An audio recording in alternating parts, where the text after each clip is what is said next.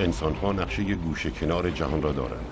ما جنگل‌ها و بیابان‌ها را کشف و فضا را زیر پا گذاشتیم، در حالی که فقط 11 کیلومتر به زیر سطح زمین رفتیم و این یعنی فقط 1/5 مسیر تا هسته زمین.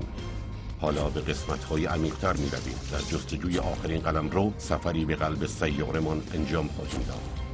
جایی که درختان برای پیدا کردن آب صخره‌ها را می‌شکافند، جایی که گونه‌های عجیب حیات در محیط‌های مرگبارند، جایی که آسمان خراش‌ها روی شن‌ها بنا شده‌اند، معادن به اندازه شهرها هستند و نیروهای عظیم همچنان به شکل دادن زمین می‌پردازند.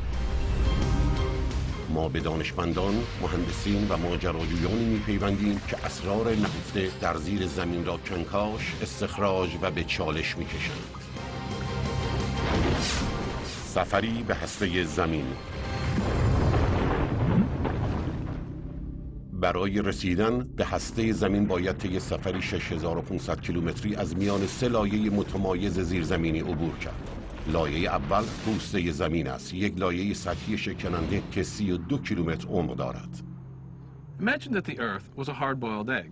In fact, the continents are about 3 times thinner proportionally than this eggshell, and the ocean crust is about 10 times thinner. پوسته زمین چیزهای بسیاری را در عمق نسبتاً کم خود نگه می‌دارد.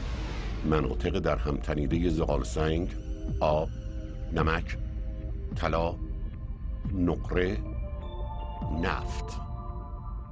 The interesting thing for those of us living at the surface of the Earth is that if you don't grow something, you mine it. And so much of our world comes from underground in a variety of ways.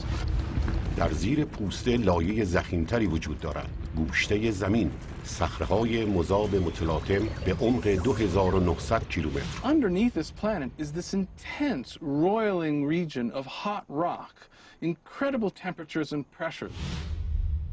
زمین با حرارتی متلاطم بالای 4000 درجه سانتیگراد با ایجاد شکاف در پوسته بالایی‌اش قطعات عظیمی به نام صفحه‌های تکتونیک به وجود می‌آورد. The plates operate in a way that shapes the land unlike any other planet. این صفحه‌ها در هر سال چند سانتیمتر حرکت کرده، به یکدیگر پیوسته و یا از هم جدا می‌شوند با نتایجی خارق‌العاده. We have volcanoes erupting at the surface, we have earthquakes, and yet we manage to survive in a very delicate balance. در کمال ناباوری آتشفشان‌ها سرچشمه ثروت و باروری هستند.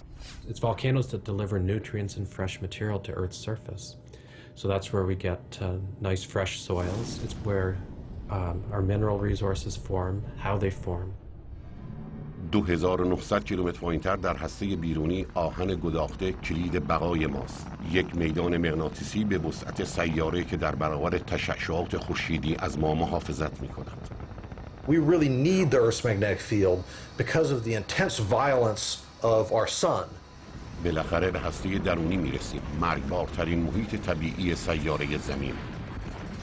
By the time you get to the center of the Earth, the pressure is 3.6 million times that at the surface. It's enough to take one of these granite boulders and squeeze them into half their volume. سفر باور نکردنی ما از چند سانتیمتری زیر پاهایمان آغاز می شود. اگر لایه سیاره زمین را پشت رو کنیم با دنیایی از حشرات روبرو می‌شویم که هیچ کدام به اندازه مورچه‌ها زیاد نیستند. This could be a rather large nest. مورچه‌ها زیر سطح همه قاره‌ها به جز قطب جنوب لانه‌های بیشماری بنا کرده‌اند. You can see that there are ants pouring out the top of it. Some of them carrying larvae, it looks like. مورچه‌ها 120 میلیون سال از روی زمین زندگی می‌کنند. قدمت آنها به دایناسور تیرکس میرسد. آنها در زمین همسایه استگسورس ها بودند. روی زمین به ازای هر یک انسان 140,000 مورچه وجود دارد. I don't know of another social insect that's as widespread. It's a society that extends over huge portions of the Earth's terrestrial environment. مورچه ها سریعاً، سرعت آنها برابر با انسانی است که با سرعت 65 کیلومتر در ساعت بدود و بسیار قوی‌اند. آنها می توانند 20 برابر وزن خودشان را بلند کنند. این یعنی یک مرد بالغ یک ماشین را بلند کند. اما کاری که بیشتر انجام می‌دهند ساختن لانه است، وظیفه‌ای که در کمال تعجب برای انسان‌ها هم حیاتی است. لانه‌ها اجازه می‌دهند تا آب و هوا به خاک نفوذ کند و آن را تازه و بارور نگه دارد.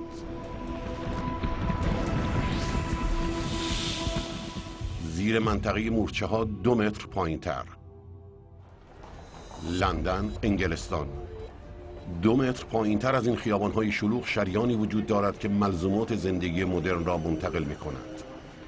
45,000 کیلومتر لوله گاز، 30,000 کیلومتر کابل برق، 65,000 کیلومتر فاضلاب و مکان آرامش ابدی برای میلیون ها نفر.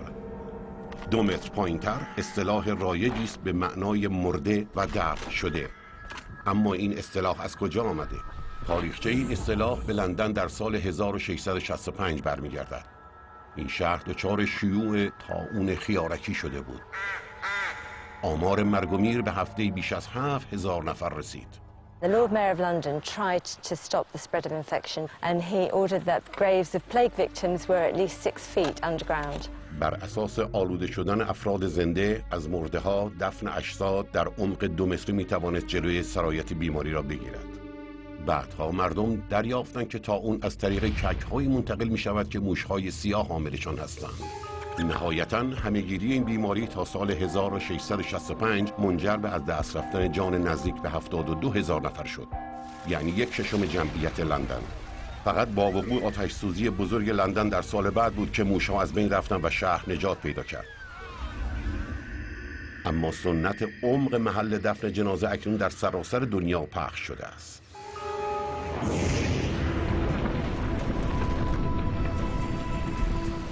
عمقمان را بیشتر می‌کنیم. یک قدم کوچک دیگر در سفرمان به هسته زمین 5 متر پایین می‌رویم. تنها یک موجود زنده می‌تواند در این عمق زندگی کند. این تونل ها خانه سگ دشتی هستند، حیوان حرف کننده عمیق ترین تونل دنیا، حیوانی که تأثیری شگفت انگیز روی اکوسیستم ما دارد. سگ های دشتی بالغ فقط 30 سانتی متر قد و تقریباً 1.5 کیلو وزن دارند. آنها عملاً ماشین های خاکبرداری هستند.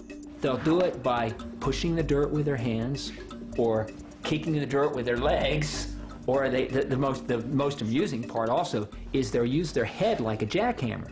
یک تونل میتواند 5 متر عمق و بیش از 90 متر طول داشته باشد.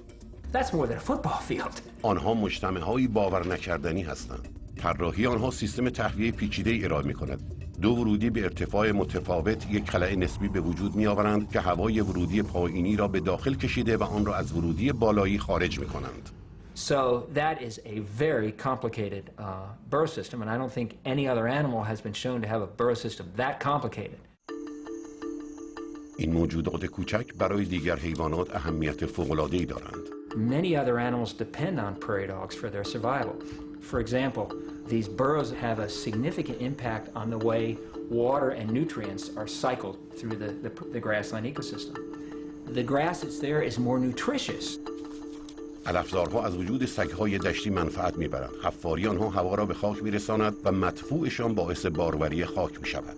در سال 1800 400 میلیون سگ دشتی وجود داشت، اما کشاورزان که آنها را موجوداتی موذی می‌دیدند با سم و تفنگ از بین بردند.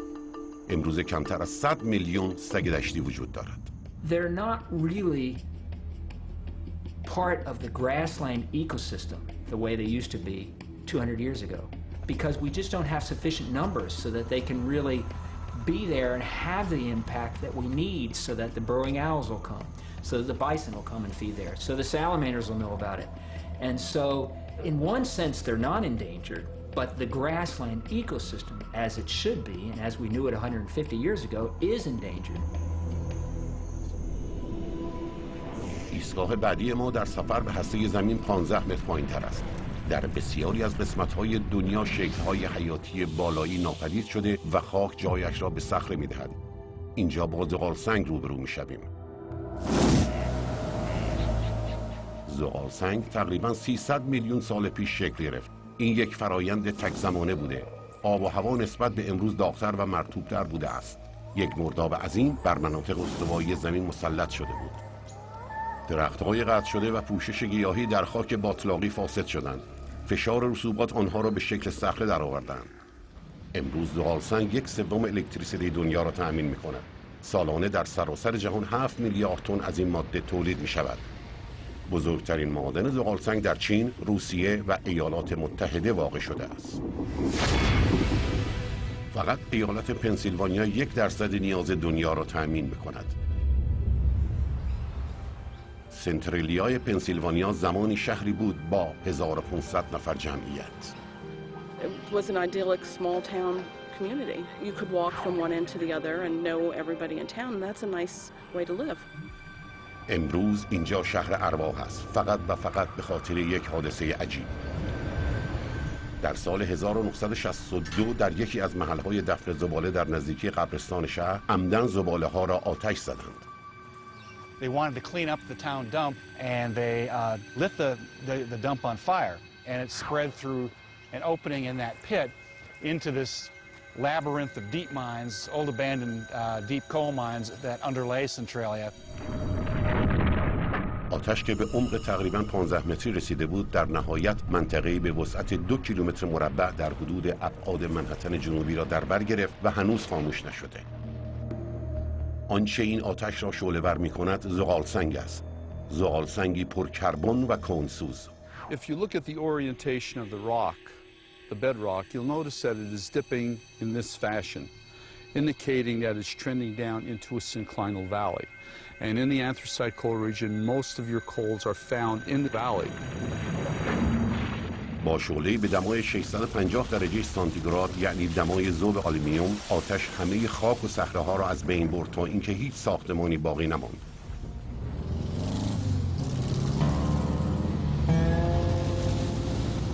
امروز در جایی که زمانی خیابان لوکاس خیابان اصلی سنترالیا واقع بود، تنها امتداد یک بزرگراه برون شهری وجود دارد.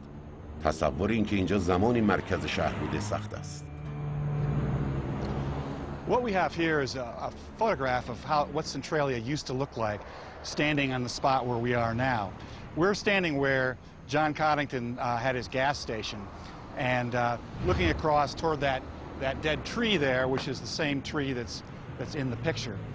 And the streets here were packed with houses. There were just, there was one house next to another. Now they're all gone. They're all, the nature is reclaiming it, and there just really isn't, much left of the way the town used to look. این خانه در خیابان لوکاس درست روبروی پمپ بنزین متعلق به باب گادینسکی بود. In 1977, it was a single house that my wife and I absolutely loved, and it was in a community that was a very close-knit community. But as you can see today, it is nothing more than an overgrown jungle. با گذشت سالها آتش قدرتمندتر و بی‌رحم‌تر شد و از پایین همه درخت‌ها و مناظر را سوزاند و خاکستر کرد. این آتش علاوه بر گرما و دود گازهای سمی هم از خود منتشر کرد و امروز همچنان به کارش ادامه می‌دهد. Carbon monoxide, carbon dioxide, hydrogen sulfide, and sulfur dioxide gas. So it's not advisable to put your mouth right over it, okay, because of the gases that are present. زمانی که خیابان‌ها در حال فروپاشی بودند، دولت فدرال وارد عمل شد. در سال 1984 کنگره بودجه لازم برای تخلیه اختیاری شهر را تصویب کرد و بیشتر شهروندان هیچ وقت به آنجا باز نگشتند. There was a lot of concern living on top of a disaster. There was feeling of being trapped, and I was concerned about the safety of the kids, so I looked to leave as quickly as I could. آتش زیرزمینی پیروز شد. از عمق 15 متری به 150 متری. اینجا خاک جای خود را به سنگ بستر داده. اینجا منطقه ساختمانی است، لایه‌ای که اغلب پروژه‌های بزرگ ساختمانی دنیا در آن شکل می‌گیرند. مثل متروها در دنیا 52 سیستم راه‌آهن زیرزمینی وجود دارد که گسترده ترین آن با 420 کیلومتر ریل در شانگهای چین واقع شده است. این یعنی 54 کیلومتر بیشتر از نیویورک سیتی. اما عمیق‌ترین تونل مترو با عمق 103 متر یعنی در حدود ارتفاع مجسمه آزادی در سنت پترزبورگ روسیه واقع شده است. روش سنتی حفر تونل به این شکل بوده یا به این شکل. اما امروز از این ماشین حفر تونل که به نام TBM معروف است استفاده می کند. TBM اولین بار در سال 1956 برای ساخت تونل فاضلاب رودخانه هامبر در تورنتو استفاده شد. طول این ماشین 120 متر است. قطر صفحه برشش 15 متر است و برای برش صخره در هر دقیقه 3 دور می چرخد. هدایت لیزری مسیر آن را ثابت نگه می دارد. با حرکت رو به جلوی TBM آنها حلقه فولادی و صفحه‌های بتونی نصب می‌کنند، یعنی مثل کارخانه‌های متحرک سنگ خام را از جلو برش داده و در عقب یک تونل تمام شده به جا می‌گذارند.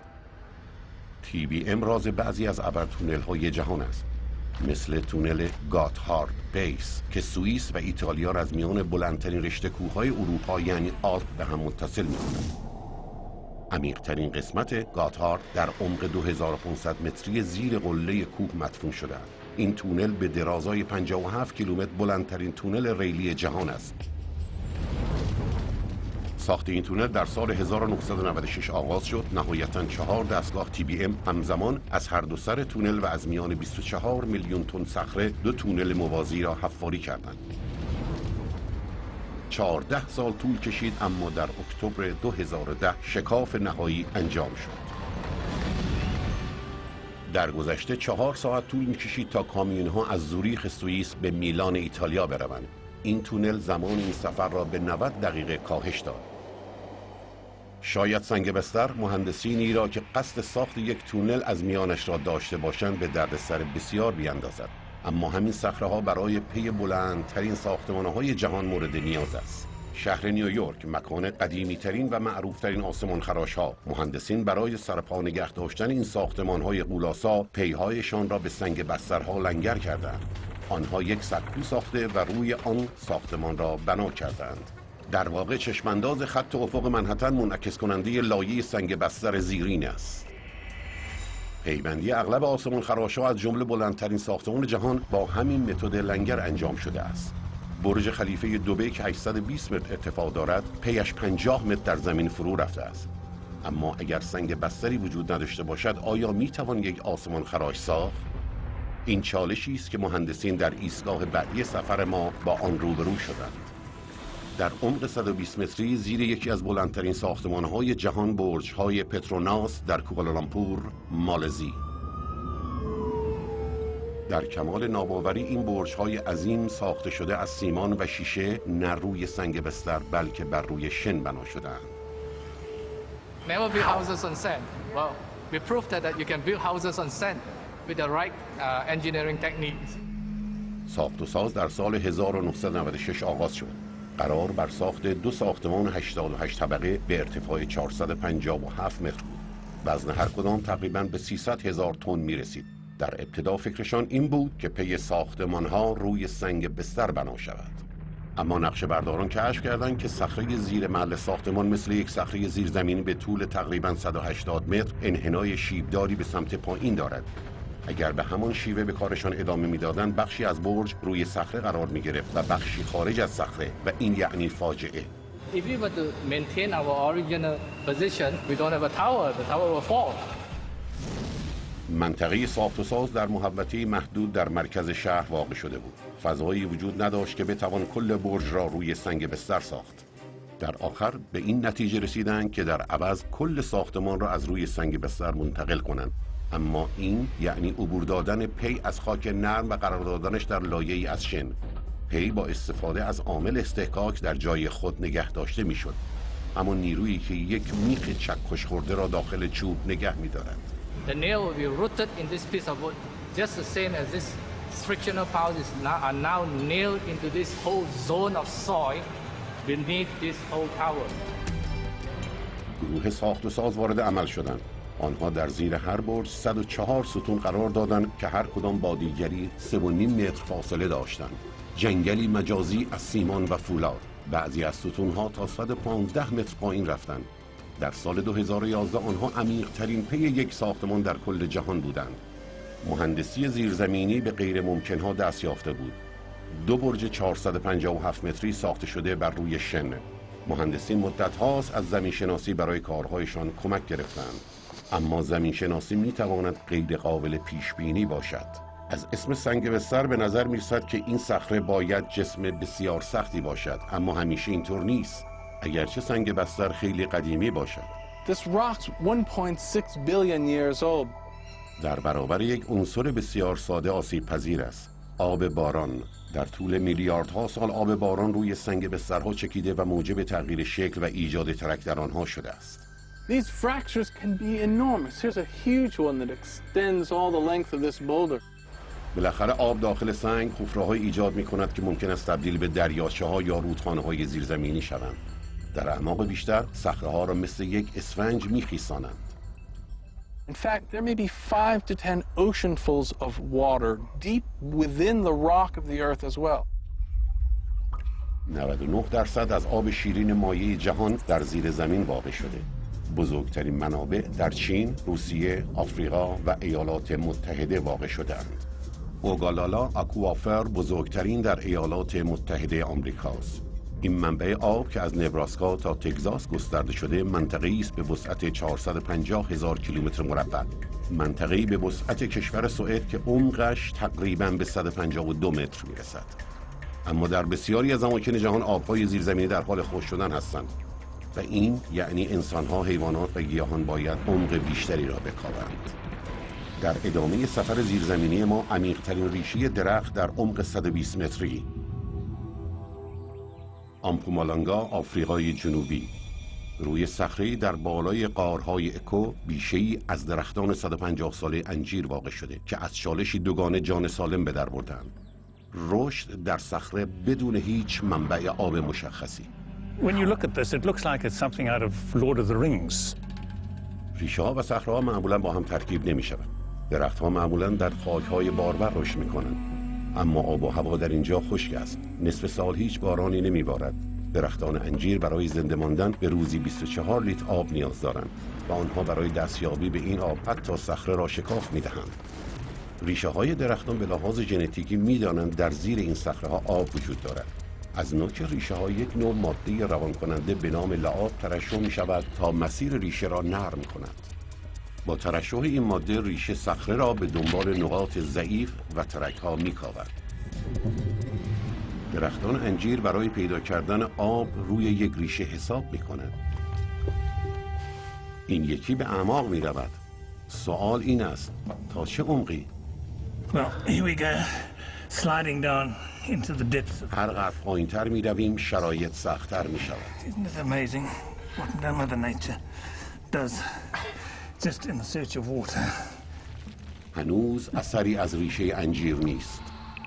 Let's hope we're going to find something a bit further on. بالاخره بروز چیزی را شناسایی می‌کند. Oh, wow. At last. 120 feet down, and here's the first sign of a real fig root. 70 سال طول می‌کشد تا ریشه به این عمق رسوخ کند. زمانی که رطوبت را می‌یابد سفرش پایان یافته است. زمانی که ریشه مستقر می‌شود در عمق 120 متری است. We are now at the deepest known roots in the world. There is water as we talk. There's water pumping back up under my hand here, back up into the tree. همه مسیر را تا سطح می‌پیماید. پستانداران زیرزمینی تونل‌های ساخت انسان و عمیق‌ترین ریشه‌های درختان گذشته به منطقه کانی‌ها می‌رویم. صخره‌ها از مواد کانی ساخته شدند. بیش از 40,000 سال است که انسان‌ها ثروت کانی زمین را استخراج کردند. اما با معدنی که به انتهای عمر مفیدش رسیده باشد چه کار باید کرد؟ کاری کاملا غیر منتظره که در ایستگاه بعدی سفر به هسته زمین با آن آشنا خواهید شد. سالها سوئد عمق 150 متری زمین از سال 2006 این معدن نقره متروکه تبدیل به عمیق‌ترین هتل جهان گردیده.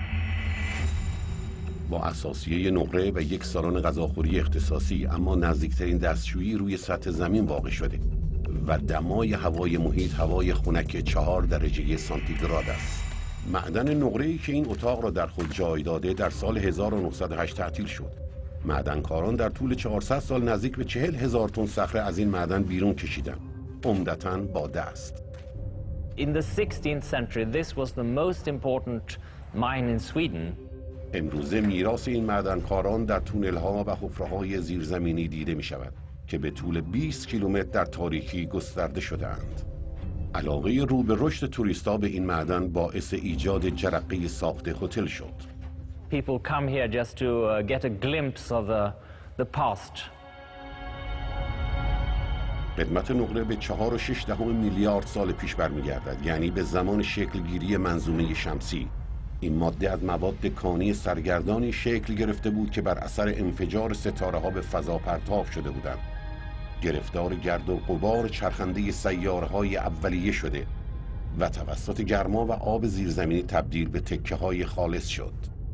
امروزه نقره در استرالیا، چین، اروپا، آمریکا استخراج می‌شود و سالیانه به 20,000 تن می‌رسد.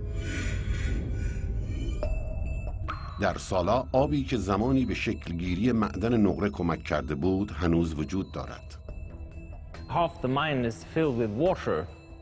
زمانی که معدن هنوز فعال بود، پمپ‌ها آب باران نفوذ کرده به آن را در خلیج نگه می‌داشتند. اما دیگر نه.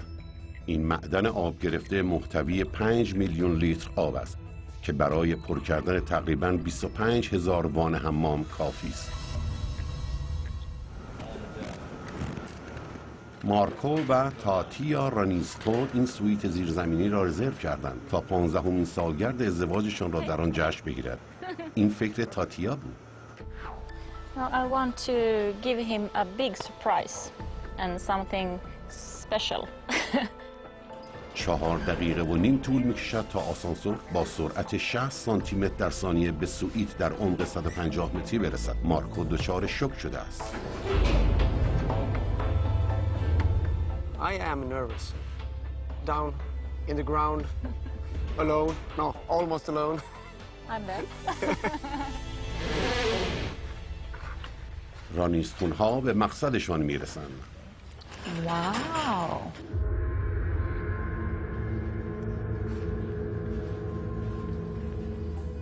I can see it. Yeah, it's amazing. زمانی که این زوج برای خوردن شام سر میز می‌نشینند، مارکو هنوز کمی نگران است. Wait, now I just have the courage to sleep in. اما بالاخره از پسش برمیاد و شب را آنجا می‌گذرانند. شبی به یاد ماندنی. آب‌های زیرزمینی مهمترین عامل تغییرات در زیر زمین هستند. این آب نه تنها با مواد کانی وارد واکنش شیمیایی شده و فلزاتی مثل نقره را تولید می‌کند، بلکه عملاً می‌تواند صخره را ذوب کند. گواتمالا سیتی سال 2010 غرش ناگهانی، فرو ریختن ساختمانی. زمانی که گرد و غبار فرو می‌نشیند، آنچه باقی مانده فقط یک چاله بزرگ به عمق 30 متر و عرض 20 متر است. یک بلاک کامل از شهر ناپدید شده. گواتمالا سیتی روی سنگ‌های آهکی سوس بنا شده است. جریان آب‌های زیرزمینی می‌تواند باعث حل شدن صخره‌ها شده و فقط یک لایه سطحی شکننده باقی می‌گذارد که ممکن است بدون هیچ هشداری فرو بریزد. در کمال ناباوری این فروپاشی تنها منجر به مرگ یک نفر شد، اما این دومین نشست مرگبار زمین در این شهر طی 3 سال گذشته بوده است. نشست زمین می‌تواند وحشتناک و گاهی اوقات مرگبار باشد، اما بعضی از آنها می‌تواند اطلاعات علمی بسیار زیادی در اختیار انسان قرار دهد. ایستگاه بعدیمان در این سفر زیرزمینی باز هم در آمریکای لاتین است. عمق 335 متری. زاکاتان، مکزیک. این گودال پر از آب اصلاً به درد زندگی نمیخورد. در زیر این سطح آرام هیچ هوایی وجود ندارد. اما یک گونه از حیات در اینجا زندگی میکند. میکروب‌ها و آنها بسیار عجیبند. So all of the bacteria and biomats have to survive in an anaerobic environment, which leads to unusual forms of life. در سال 2006 ناسا گروهی را برای مطالعه روی میکروب‌های زاکاتون اعزام کرد. اولین قدم شناسایی شکل لایه‌بندی داخلی این چاله بود. We really didn't know how big it was, how deep it was. It was up against the great unknown. و اکنون یک تکنولوژی جدید، یک ربات تخم‌مرغی که برای رفتن به مکان‌هایی طراحی شده بود که دیگر کاوشگران نمی‌توانستند به آنجا بروند. It has thrusters in all directions, so it can go up, down, left, right, it can spin, it can make any motion it needs to in order to find its way through a three-dimensional environment. این ربات 2 متر عرض و 1.5 متر ارتفاع دارد، یعنی تقریباً به اندازه یک دستگاه 4 چرخ است. مختصات این ربات این است که کنترل از راه دور ندارد، بلکه تماماً به وسیله خودش هدایت می‌شود. As soon as it descends below the surface, it's completely on its own. And during that period of time, it has to make all of its decisions for itself.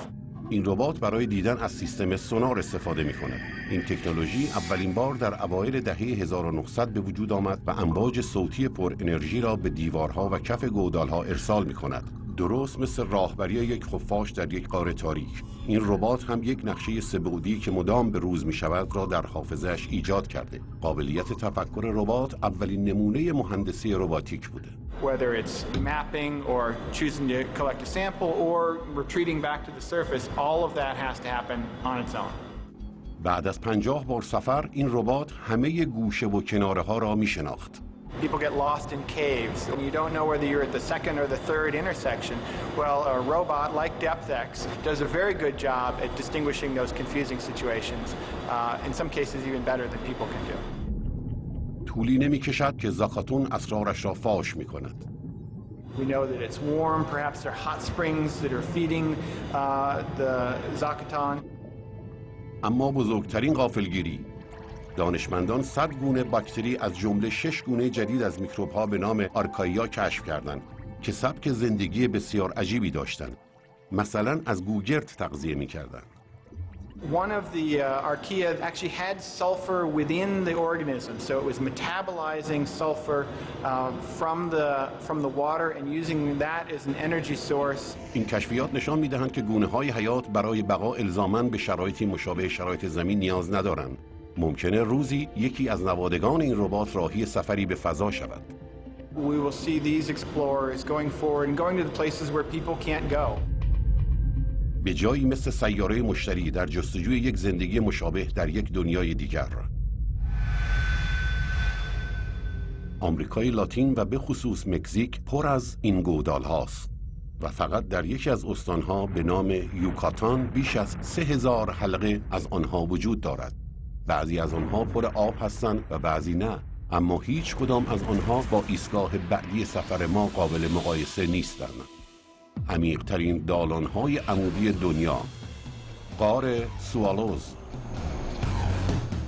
برای گونه خاصی از چتربازان این غار چالش منحصر به فردی به حساب می‌آید. And you step to that edge and you look down, and as you're going yourself, you just hear this rush of air.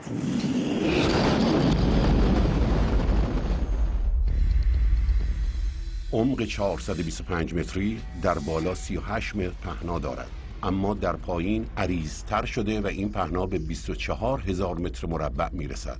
ابعاد این دالان به اندازه ساختمان امپایر استیت است. غار سوالوز این نام را به خاطر پرندگانی دارد که بالای دیوارش آشیانه کردند. میلیون‌ها پرنده هنگام طلوع آفتاب از غار بیرون می‌روند و غروب آفتاب باز می‌گردند. اما کاری که برای پرندگان آسان است با چتر دشوار است. موضع‌گیری و زمانبندی از همه مهمتر هستند. چتربازها در زیر زمین با خطر یافتن جهت روبرو هستند. When you jump underground, there are walls surrounding you. You will always face a wall. یک چترباز 6.5 ثانیه فرصت دارد تا ضامن چترش را بکشد. کافی است این کار دیر انجام شود تا چتر نجات عمل نکند. سرعت سقوط 36 متر در ثانیه. زمین خوردن با چنین سرعتی مثل این است که یک ماشین با سرعت 130 کیلومتر در ساعت با یک دیوار بتونی برخورد کند. و چه زمانی وقت برگشتن به بالاست. We clip ourselves into an extraction rope, which is attached to a winch, and we can get 2 base jumpers out in about 10 minutes. And then we do it all again. با ادامه مسیر به سمت هسته زمین به جستجوی مواد معدنی می رویم. ایستگاه بعدی ما بزرگترین معدن نمک جهان در آنتاریو کانادا. معدن سیفتو در عمق 550 متری زمین. نمک نوعی سنگ است که از سدیم و کلور تشکیل شده است. این تنها چیزی است که از اقیانوس‌های باستانی که زمانی همه زمین را پوشانده بودند اما به خاطر تغییرات اقلیمی تبخیر شدند به جا مانده است. هر انسان بالغ نیاز دارد هر روز یک قاشق چایخوری نمک مصرف کند وگرنه با خطر بیماری، کما و یا حتی مرگ روبروست. و تعجبی ندارد که اولین معادن نمک تقریباً 14,000 سال پیش در جایی که امروز اتریش نامیده می شود افتتاح شد. معدنکاران سالیانه در اقصا نقاط جهان 260 میلیون تن نمک استخراج می کنند. بزرگترین ذخایر آن در چین، روسیه و کانادا وجود دارند. معدن سیفتو در سال 1959 باز شد. این معدن به طول نیم کیلومتر در زیر شهر گاردریچ اونتاریو واقع شده و تا زیر دریاچه هورون ادامه می‌یابد. اغلب معادن متشکل از تونل‌های کوچکتری هستند که توسط تیرها و ستون‌هایی به نام پراپ یا شم سرپا نگاه داشته شدند. اما سیفتو بیشتر شبیه یک شهر زیرزمینی است. حفره‌های زیرزمینی به وسعت بیش از 7.7 کیلومتر مربع میباشد در حدود ابعاد مرکز منهتن. این معدن حتی فروشگاه‌ها و دفاتر خودش را دارد. کاهش ارتفاع سقف معدنکارها نشان می‌دهد که به منطقه عملیات نزدیک می‌شوند، جایی که این اره‌های برقی بزرگ وارد می‌شوند. We mine these tunnels that are 12 foot high, 60 foot wide. تیغه‌هایی به طول 3 متر سنگ‌ها را می‌برند. تیغه‌های اره با سرعت 1500 دور در هر دقیقه می‌چرخند. هوا مملو از گرد و غبار شده و صدا کرکننده است، اما به زودی سر و صدا از این هم بیشتر می‌شود. They'll drill down and we'll blast headings that are 60 foot wide, 60 foot high, which are huge caverns.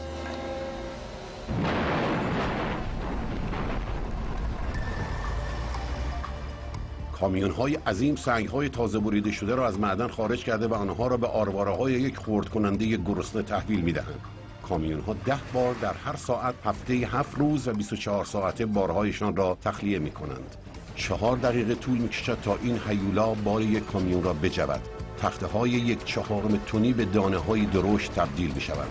نوار نقاله‌ها با سرعت نمک را به مخزن تصفیه منتقل می‌کنند. Just a big tank that actually feeds the salt into the buckets that go up and down, and we're feeding the salt out.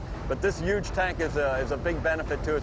مخزن تصفیه یعنی اینکه تمام فرآیندها را میتوان زیر زمین انجام داد. We're looking at rates at 24,000 to 26,000 tons hoisted per day, and we're capable of even more than that. همین یک معدن هر روز نمک کافی برای نیمی از جمعیت جهان را تولید می‌کند. و سیفتو معتقد است که می‌تواند تا 250 سال بعد همین مقدار خروجی را داشته باشد. ماجرای بعدی ما را 180 متر پایین‌تر از معدن سیفتو می‌برد، به یک معدن نمک دیگر در ساندرزهاوزن آلمان. این معدن میزبان یک رویداد ورزشی عجیب است.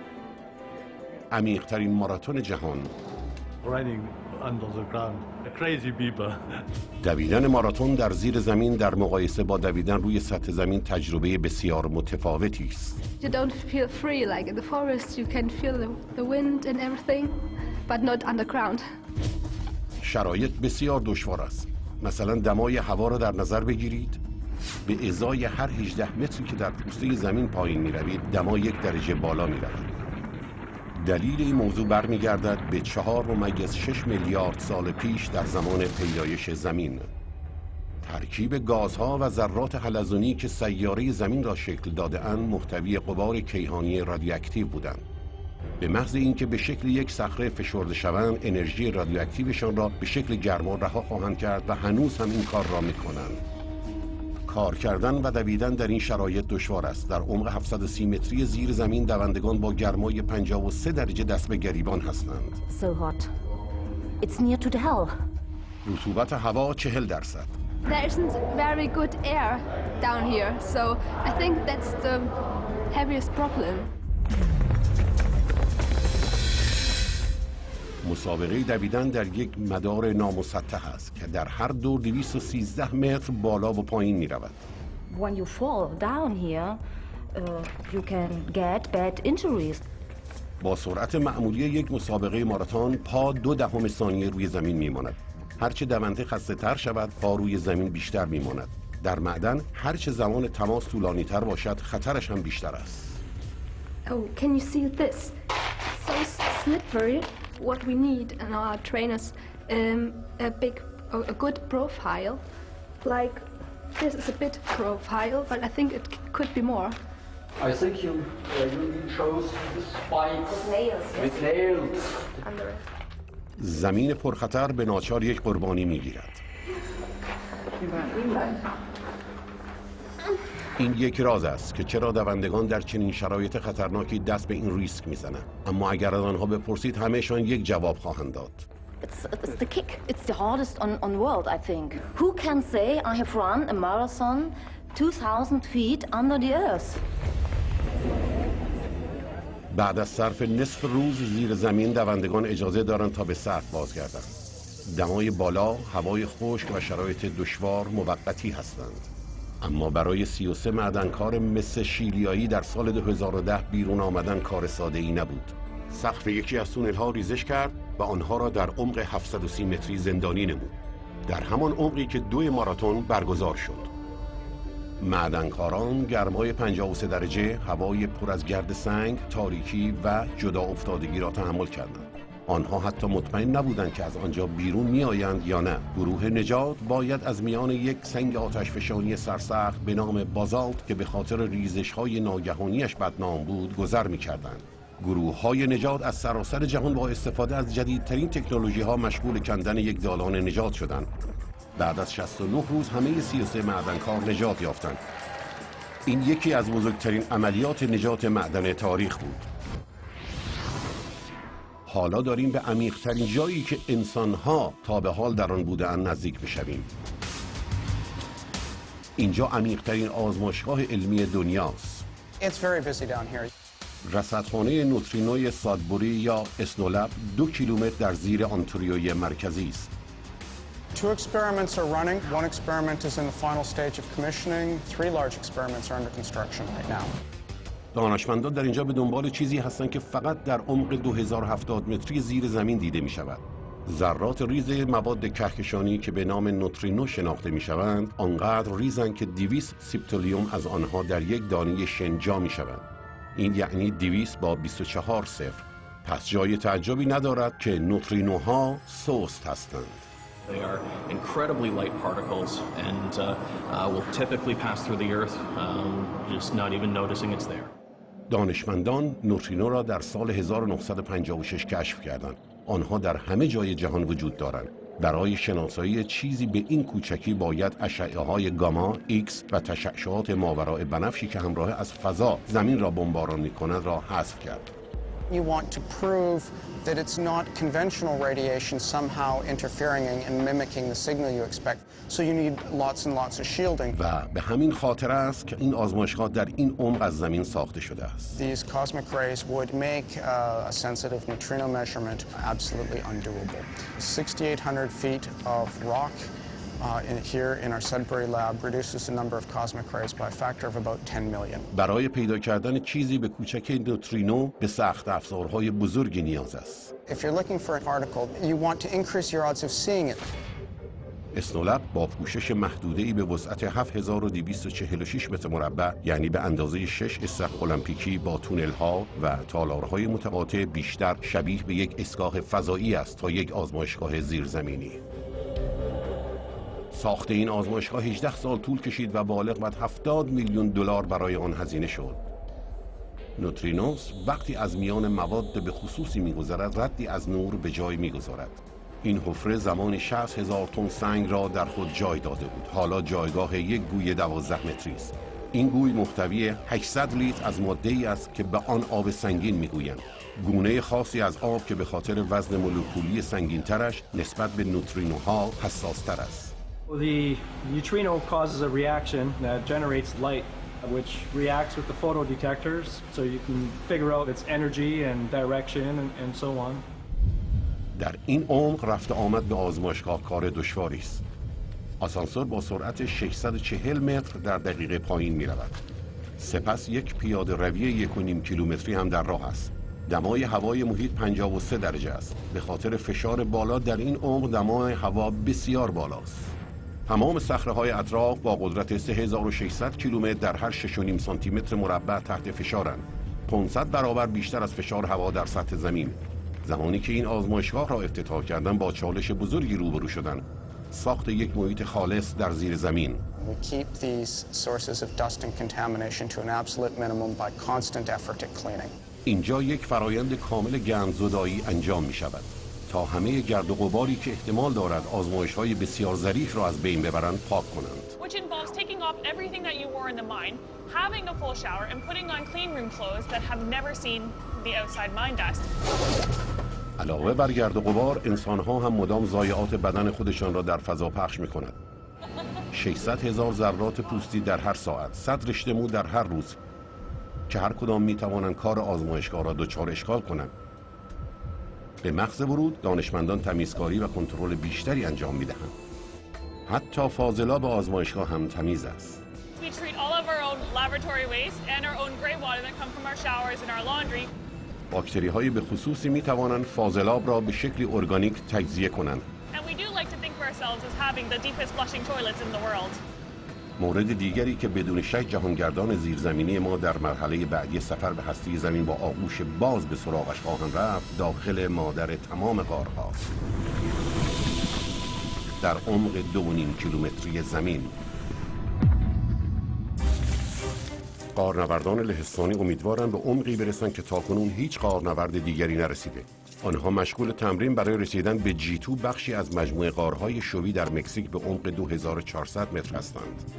What we are searching for is the deepest cave on the world. فرسایش آب باران دلیل به وجود آمدن J2 شده است. این فرود شامل عبور از شکاف‌ها، شیب‌های تند و تالارهای آب گرفته است. عبور از این مسیر آسان نخواهد بود. We have to continuously train to achieve that. این فرود 2400 متری تقریباً همانقدر عمیق است که قله سنت هلن ارتفاع دارد. بنابراین غارنوردان باید خودشان را مثل کوهنوردان زیرزمینی مجهز کنند. مهار، طناب، قلاب و کلاه ایمنی. غار کاسپورا نیتسینیا در لهستان شرایطی شبیه به J2 دارد، اما آنقدر عمیق نیست.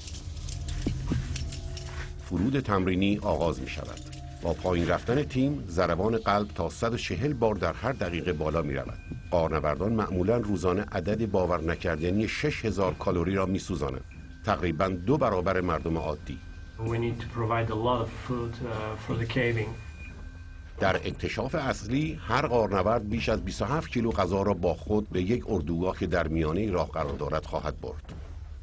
Even if it's exhausting to carry all this heavy food down there to minus 3,500 feet, it's vital.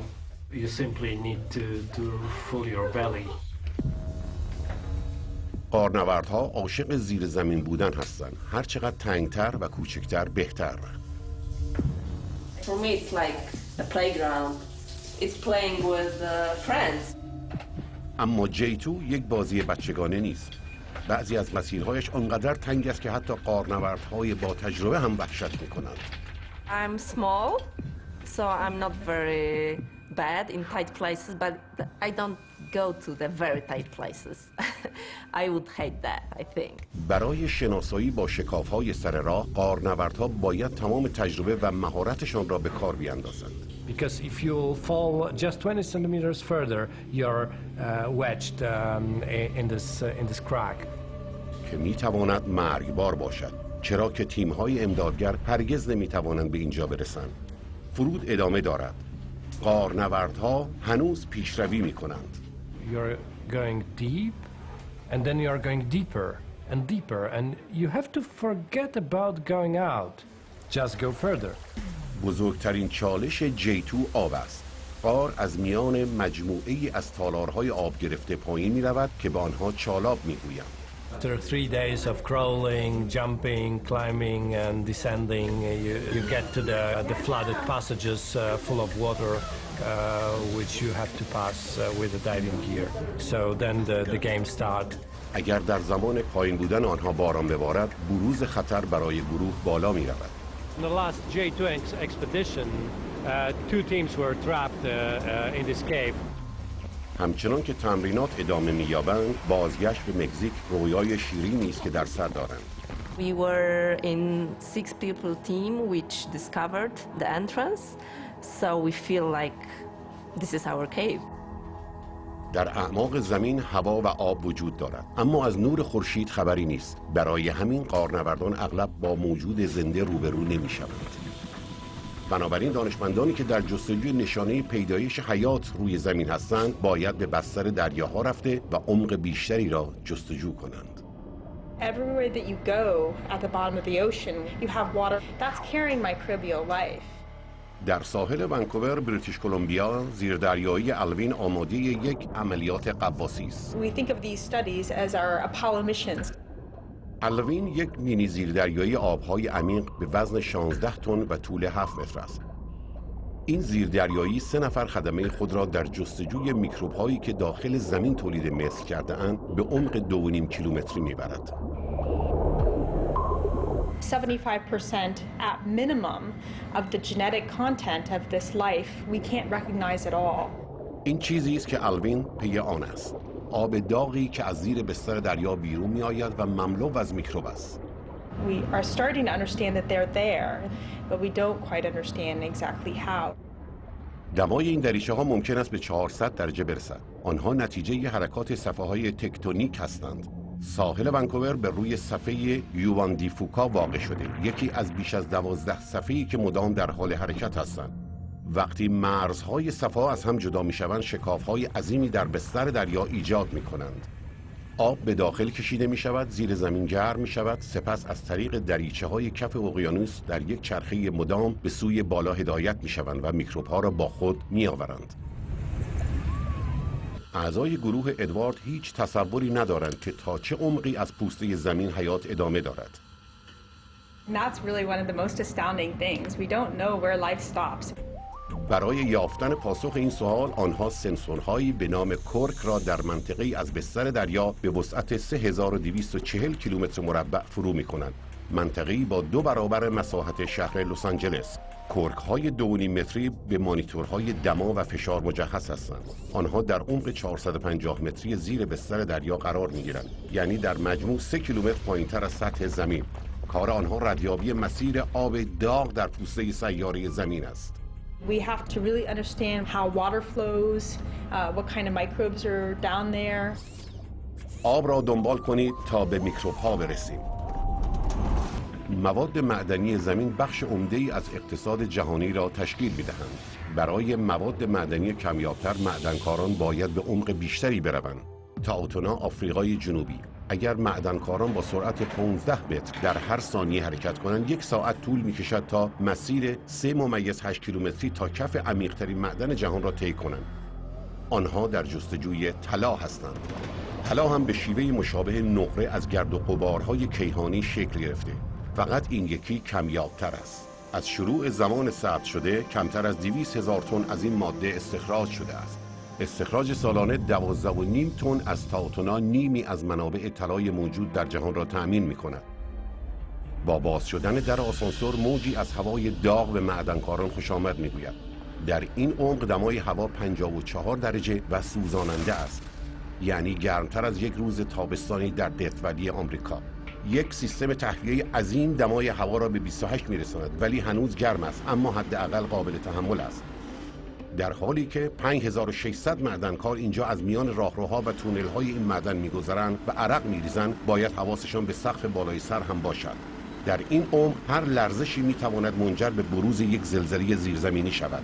سقوط صخره ناشی از زلزله سالانه جان چندین کارگر را می‌گیرد. در ایستگاه بعدی سفر به هسته زمین به جایی 3 برابر عمیق‌تر از معدنکاران تاوتونا می‌رویم. عمیق‌ترین مکانی که تاکنون بشر به آن پا گذاشته است. در عمق 11 کیلومتری اقیانوس آرام چالنجر دیپ واقع شده است. دره‌ای به عرض 69 کیلومتر در بستر دریا که به طول 2540 کیلومتر از نیویورک تا سن آنتونیوی تگزاس گسترده است. و خطری که در اینجا وجود دارد گرما یا لرزش‌های زمین نیست، بلکه فشار آب است. در 23 ژانویه 1960 اقیانوسشناس سوئیسی ژان پیکارد و دان والش از فرماندهان نیروی دریایی آمریکا سوار یک قایق زیردریایی منحصر به فرد شدند تا اولین و تنها انسان‌هایی باشند که ته بستر دریا را می‌بینند. دان والش این سفر تاریخی را به یاد می‌آورد. It was the only submersible that drove to the Challenger Deep, and in nearly 50 years, no one has ever gone back. دلیل عدم بازگشت فشار در عمق 11 کیلومتری، فشار استخوان خردکن 8 تن بر 6.5 سانتی متر مربع است. وزن 47 هواپیمای بوئینگ 747 را تصور کنید که روی یک انگشت وارد می شود. برای تحمل این وزن باور نکردنی پیکارد یک زیردریایی به نام تریست طراحی کرد. به طول 15 متر، قطر 3.5 متر و وزن 51 تن، تقریباً به اندازه یک کامیون کمپرسی متوسط پر. برای حفاظت از خدمه آنها در یک گوی فولادی به قطر 2 متر و به وزن 16 تن نشستند. با این حال جای وسیعی نبود. We had 17 cubic feet for the two people, and that's about the same size as a household refrigerator. اگر بگوییم در چنین عمقی آب فقط 2 درجه تا انجماد فاصله دارد، توصیف بدی نکرده ایم. The temperature inside the hull was getting close to that of a household refrigerator also. توریست برای شناور بودن از یک جسم شناور دیگر روی آب آویزان شده بود، یعنی یک جور بالون زیرآبی. اما برخلاف بالون‌هایی که به آسمان می‌روند، گروه نمی‌توانستند از هلیوم استفاده کنند. بنابراین به سراغ گزینه دیگری رفتند. We all know that oil is lighter than water, so Trieste used gasoline. در پایان برای ایجاد کردن خاصیت شناوری از 90,000 لیتر بنزین استفاده شد. بنزین لازم برای پر کردن باک 500 خودرو. 8 صبح ساعت شروع. پایین رفتن آغاز می شود. فرایندی کند و محتاطانه. اندازه و محل قرارگیری پنجره کابین های توریست دید را مخدوش می کنند. This is our main viewing window. This is a 7-inch thick piece of acrylic plastic, and then a hatch directly opposite on the other side of the sphere has a smaller window in it. And there's a window in the entrance tube. در عمق 200 متری توریست وارد تاریکی می شود. آنها از محدوده نفوذ نور خورشید فراتر رفتند. اما بعد در عمق 915 متری طبیعت به کمکشان می آید. The only thing that lit up the abyss was the bioluminescence from animals and plankton who, like fireflies, they carry their own light sources with them.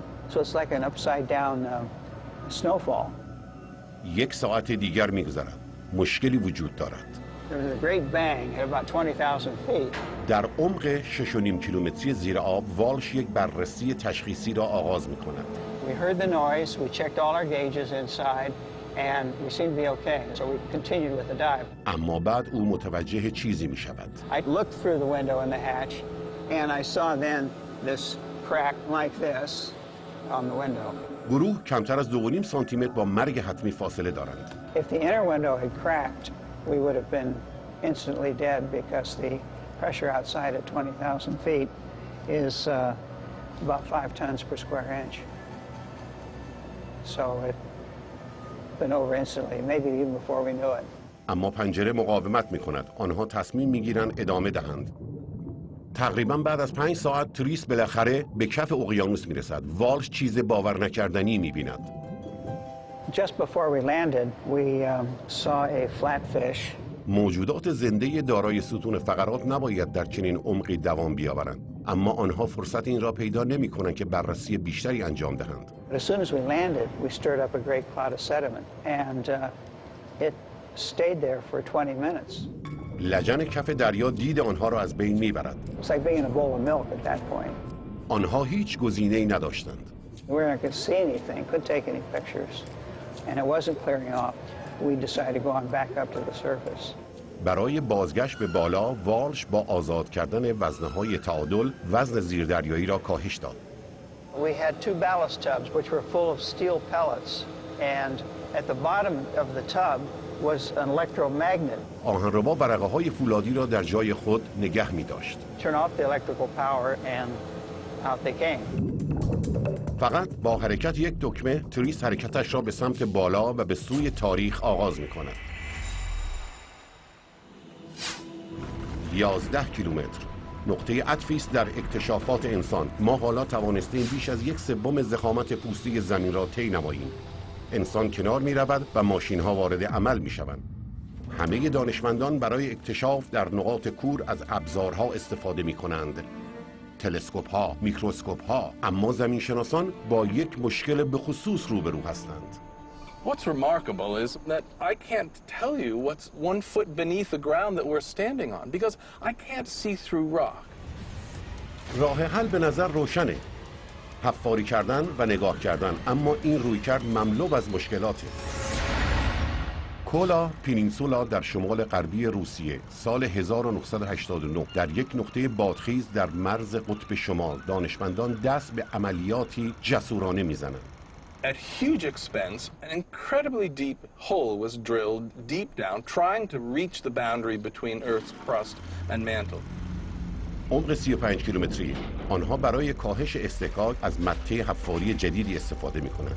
به جای آنکه دکل میله حفاری بگردد، فقط سر مته می‌گردد که با استفاده از روغن و گل به شدت روانسازی می‌شوند. در عمق 6.5 کیلومتری حفاری فسیل‌هایی از پلانکتون‌های باستانی کشف می‌شوند به قدمت 18 میلیون سال که از سلامت قابل توجهی هم برخوردار هستند.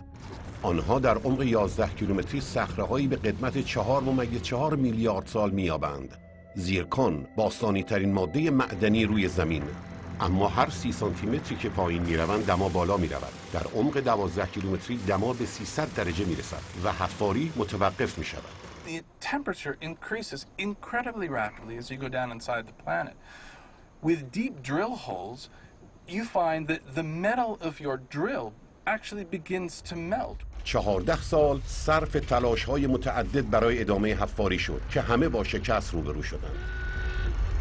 We don't have the equipment, the materials that can withstand the temperatures and pressures that exist tens of kilometers down.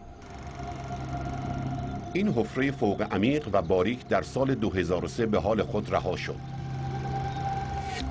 اگر زمینشناسان نتوانند حفاری کنند چه کنند؟ از گوش‌هایشان استفاده می‌کنند. We don't see what's inside the planet, we hear what's inside the planet. اسکنرهای زلزله سنج صداهای ایجاد شده از تحرکات زیرزمینی را زیر نظر می‌گیرند. آنها عملاً به زلزله گوش می‌دهند. There's a magnitude 6 earthquake or larger every 3 days on average. It causes the whole globe to shake. لرزش‌ها بسته به تراکم صخره‌ها متفاوتند. اطلاعاتی که زمینشناسان می‌توانند بخوانند.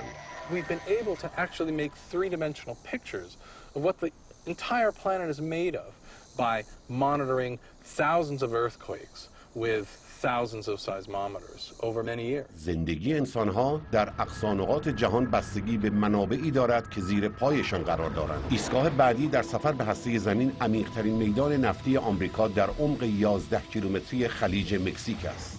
در زمان فعالیت بیش از 6000 سکوی نفتی آن سوی سواحل تگزاس و لوئیزیانا با ظرفیت تولید 25% از نفت مورد نیاز آمریکا مشغول به کار بودند. اما پیدا کردن آن آسان نیست. نفت 1.5 کیلومتر پایین‌تر از آب دریا قرار گرفته و بعد 9.5 کیلومتر هم در سنگ فرو رفته است. As oil and gas gets harder to find, we're going into deeper and deeper water and deeper drill holes. آن سوی سواحل مصر، آفریقای غربی، برزیل و خلیج انقلابی در حفاری دریایی در حال وقوع است. It's really quite amazing that we have the technology to go down this deep. اما تکنولوژی هم محدودیت‌های خود را دارد.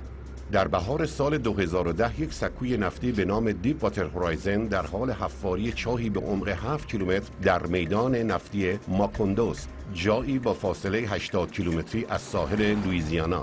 20 آوریل ساعت 10 شب سکو بر اثر یک انفجار تکان شدیدی می‌خورد. شعله آتش از فاصله 55 کیلومتری دیده می‌شود. 11 کارگر نفتی کشته و 17 نفر زخمی می‌شوند. 1.5 کیلومتر پایین‌تر در بستر دریا چاه گسسته می‌شود. دهانه چاه روزانه تا 60,000 بشکه نفت بیرون می‌دهد. هر بشکه معادل 160 لیتر است. این یعنی خالی کردن 450 تانکر نفت به داخل دریا. کل این فروریزی تقریباً 5 میلیون بشکه شد و بدترین فاجعه نفتی آمریکا رقم خورد. چه مشکلی پیش آمده بود؟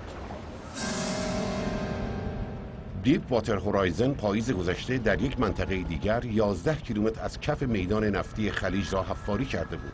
حفاری ماکوندو در مقایسه با آن عملیاتی ساده بود، اما ظاهر امر ممکن است گولزننده باشد.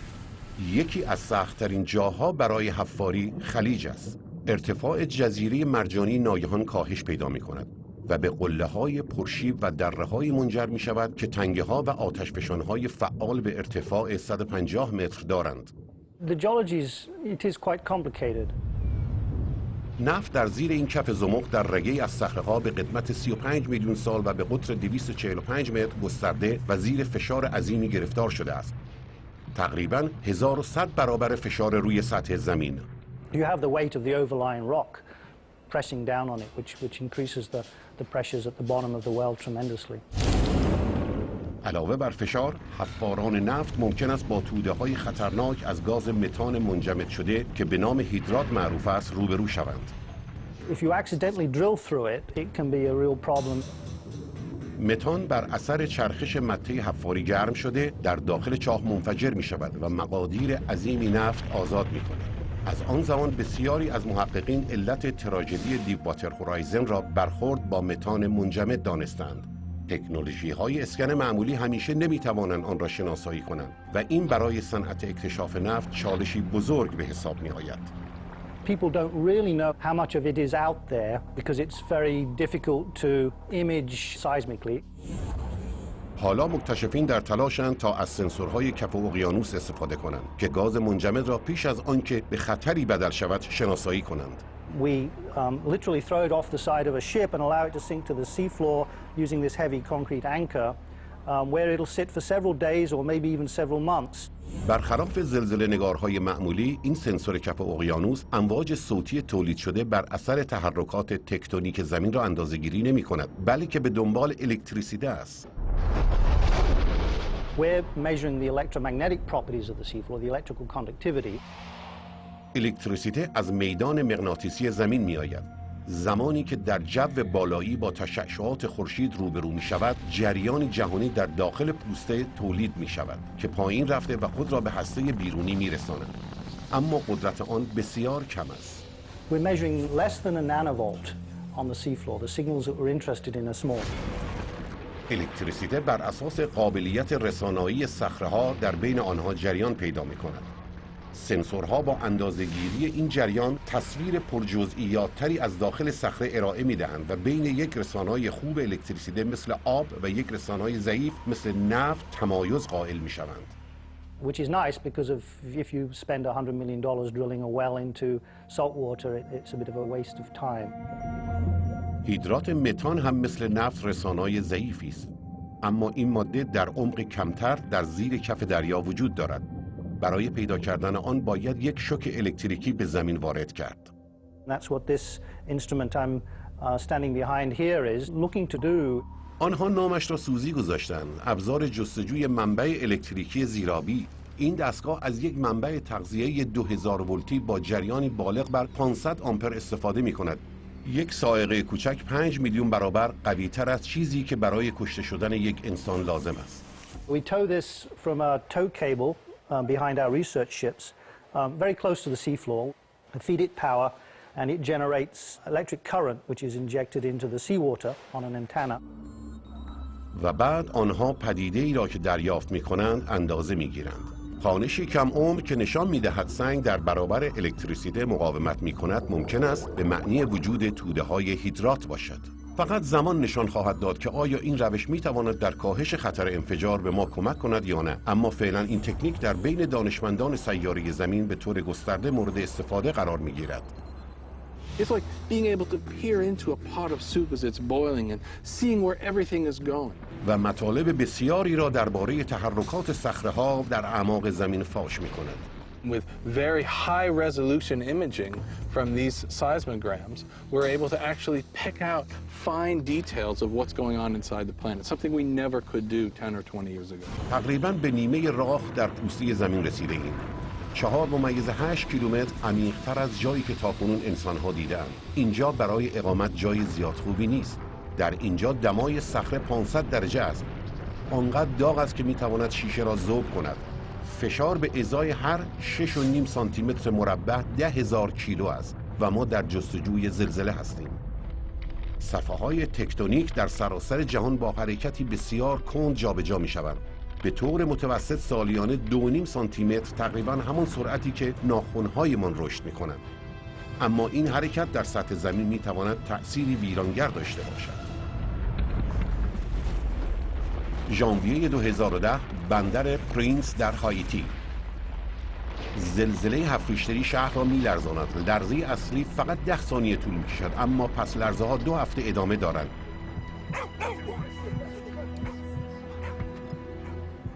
تا آن زمان 230,000 نفر کشته، تقریباً 300,000 ساختمان ویران و 2 میلیون نفر بیخانمان شدند.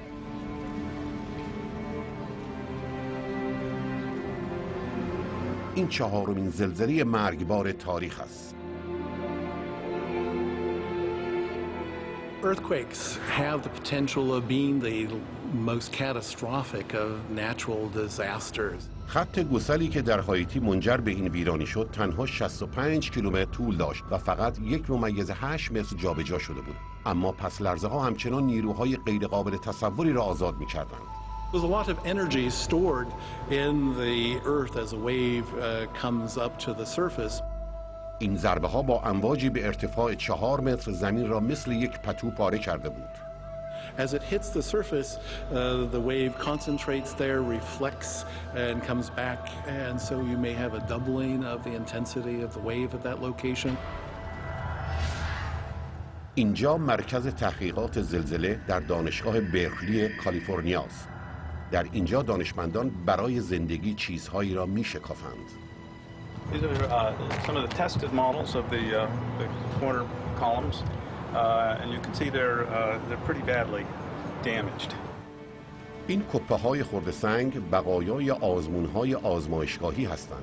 نتیجه کار آزمایشگاهی برای ساخت یک ساختمان کاملاً ضد زلزله. دانشمندان آموخته‌اند اگر در یک جا زلزله رخ دهد حتما تکرار خواهد شد. تکرار زلزله قطعی است اما زمانش معلوم نیست. In California, we have the bad fortune of having earthquakes fairly frequently, but that makes us want to be prepared for the next one. تنها راه حل یا ترک شهر است یا ساختن ساختمان‌های ایمن. We need to make ourselves more prepared for an earthquake by better design standards. در زمان یک زلزله خطرناکترین حرکت بالا و پایین نیست، بلکه حرکت جانبی است. این مهندس روی طرحی کار می‌کند که دیوارها را نسبت به حرکت مرگبار جانبی که باعث فرو ریختن ساختمان می‌شود مقاوم می‌سازد. We created just this type of connection here, so they just transfer lateral load. این قطعات توسط صفحه‌های فولادی که ضربه را جذب می‌کند به هم متصل شدند. ممکن است صفحه‌ها بشکنند اما کل دیوار فرو نمی‌ریزد.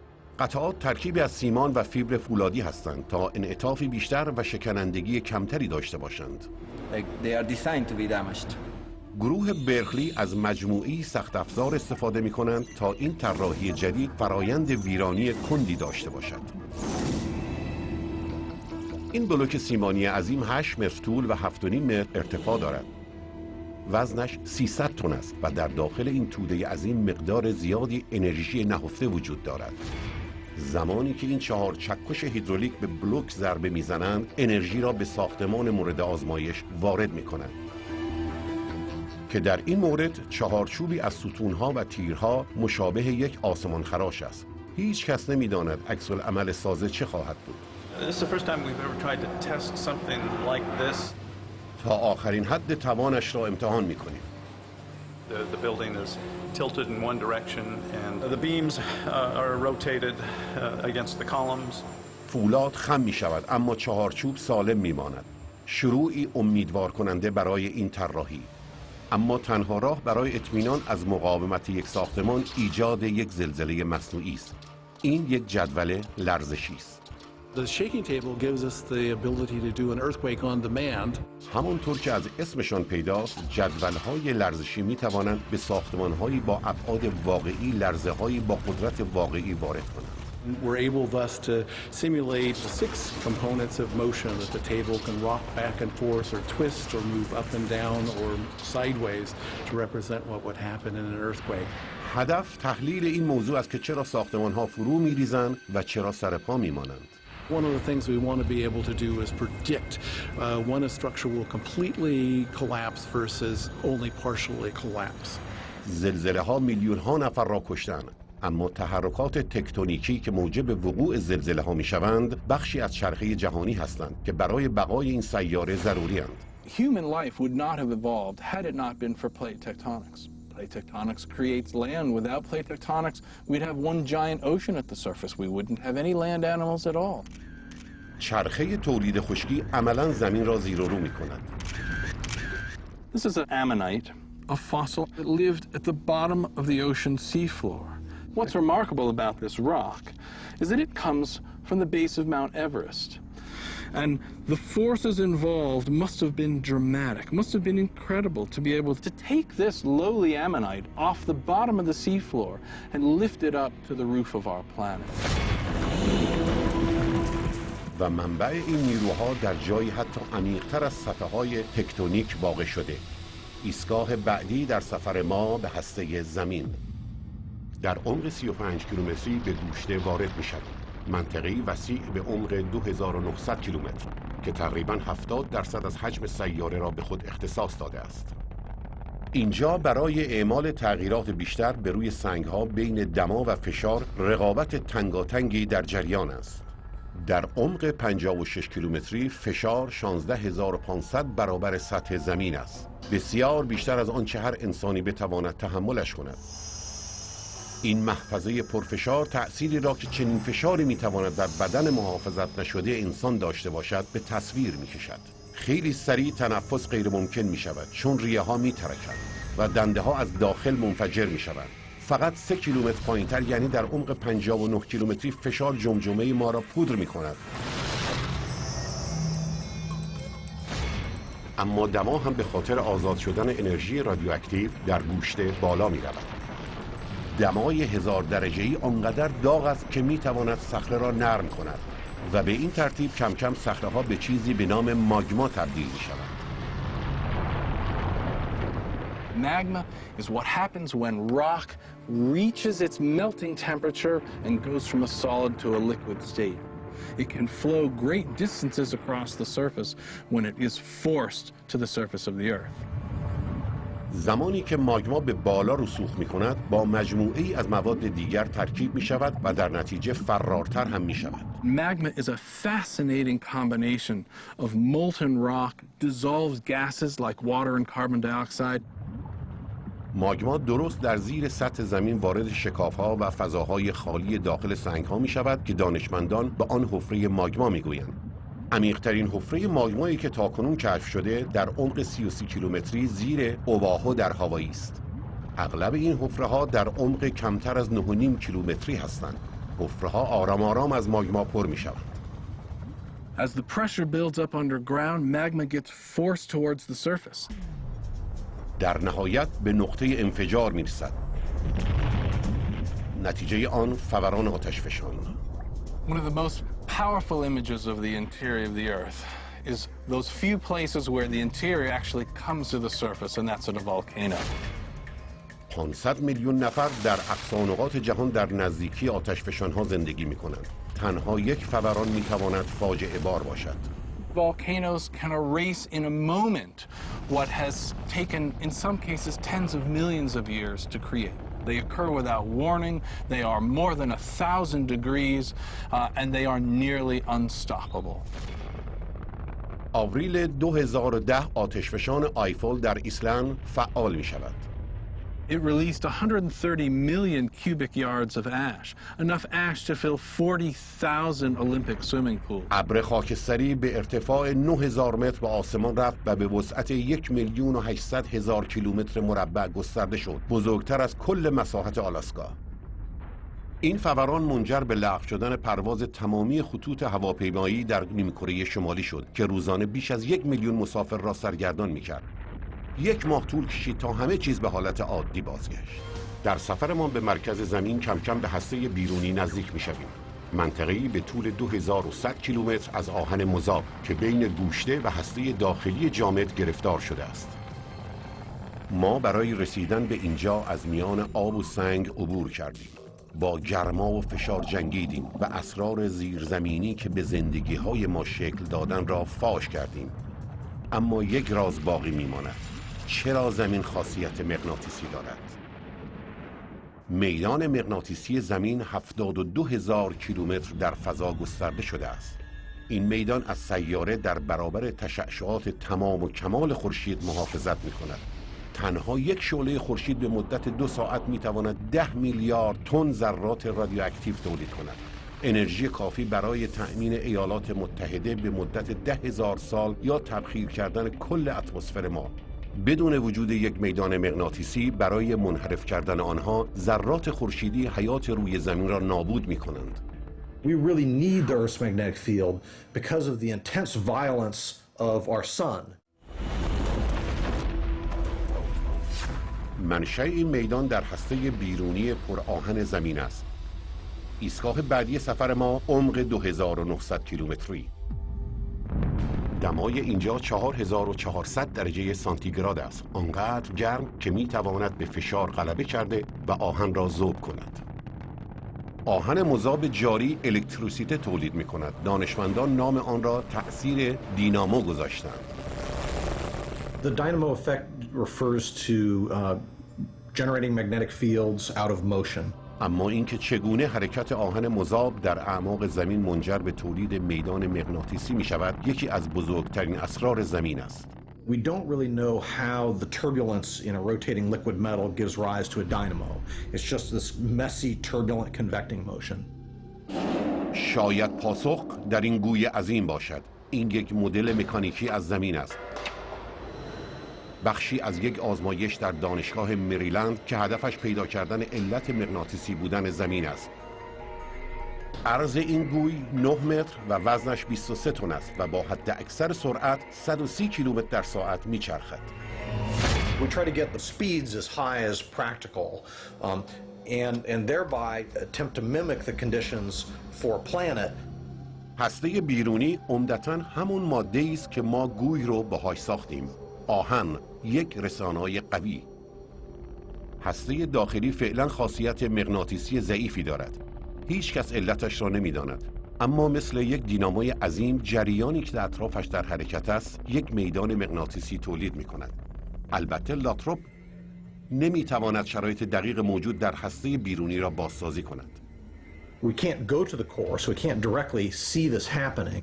اما معتقدیم که میتوان به آن نزدیک شد. برای رسیدن به نتیجه باید گوی را به مقدار 3220 لیتر از یک مایع پر کرد. تا کنون فقط از آب استفاده شده است. اما نقشه این است که این بار از سدیم مایع جوشان استفاده شود. The sodium is flammable, so we have to manage fire hazards carefully. اما غیر از خود آهن مذاب این تنها ماده‌ای است که از پس این کار برمی‌آید. Sodium has the advantage of it melts at a relatively low temperature and is an excellent conductor compared to liquid iron. این گوی آخرین نمونه در مجموعه‌ای از آزمایشگاه هاست. We started building hand-sized experiments that went on to basketball size, that went on to, I don't know, medicine ball size. تا کنون این از همه بزرگتر است. اما تا کنون درست مثل خود میدان مغناطیسی زمین هیچ کس نمیتواند حدس بزند که نتیجه آزمایش چه خواهد شد. None of the previous experiments generated their own magnetic fields, but we have all the ingredients of what it would take to get a dynamo.